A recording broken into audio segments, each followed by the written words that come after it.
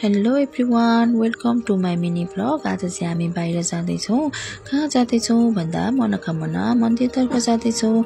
आज चाहिँ जेठ 14 गते गणतन्त्र दिवसको उपलक्ष्यमा विशेष गरी मनोकामना मन्दिरमा जिल्ला अस्पताल सङ्घसभाले चाहिँ निःशुल्क स्वास्थ्य परीक्षण आयोजना गरिएको थियो। हामी चाहिँ यहाँ कार्यक्रम सुरु हुनुभन्दा अगाडि चाहिँ विभिन्न कार्यालयका प्रमुखज्यूहरूलाई चाहिँ स्वागत गर्ने कार्यक्रम रहेको थियो।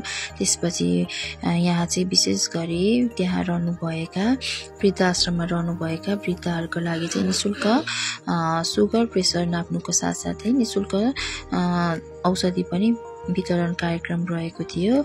यसरी उहाँहरू आइदिनु भयो, हामीलाई धेरै धेरै खुसी लाग्यो।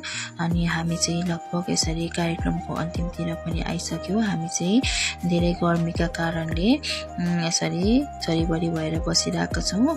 अनि हामी चाहिँ अब यसरी लास्टमा कार्यक्रमको अन्तिमतिर आइसक्यो। अब त्यसपछि हामी चाहिँ धेरै भोक लागेको कारणले चाहिँ हामी चाहिँ यसरी पुलपारी जाँदैछौँ।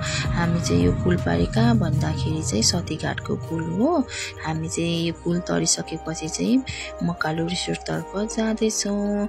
अनि हामीलाई चाहिँ यसरी धेरै भोक लागेको कारणले चाहिँ खाना खानुतर्फ लाग्यौँ।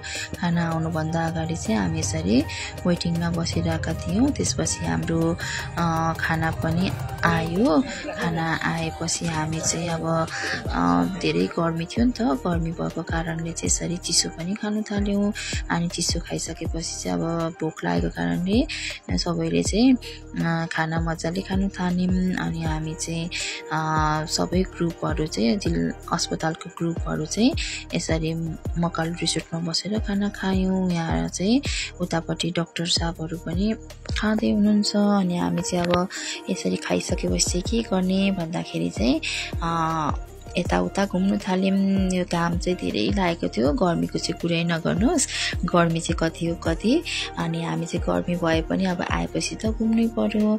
अनि यहाँनिर चाहिँ यहाँ चाहिँ पुल चाहिँ यसरी तर्ने क्रम रहेको थियो। यसरी रमाइलो पनि भइरहेको थियो। यसरी तर्दा तर्दै चाहिँ हाम्रो यता फार्मेसीको सर सुमन सर चाहिँ यसरी डराएको अवस्था रहेको थियो। अनि हामी चाहिँ यसरी पुल तरिसक्नुभयो उहाँले। त्यसपछि यसरी सबैजना लहरै गर्मीको कारणले चाहिँ भुइँ भुइँमा यसरी बसिरहेका थियौँ। त्यसपछि अब यता घुम्नु आएपछि त अलिअलि भिडियो बनाउनै पर्यो। अनि त्यस बनाइसकेपछि चाहिँ हामी पनि गर्मीको कारणले खोलाको बगरतिर गयौँ। यता खोलाको बगरतिर गएपछि चाहिँ यता दर्शा सिस्टरले चाहिँ के भन्दै हुनुहुन्छ भने हेलो भन्दै हुनुहुन्छ। अनि उहाँलाई पनि धेरै गर्मी भइरहेछ। गर्मी भए पनि उहाँलाई चाहिँ धेरै पसिना आएको छैन, मलाई मात्रै आइरहेछ।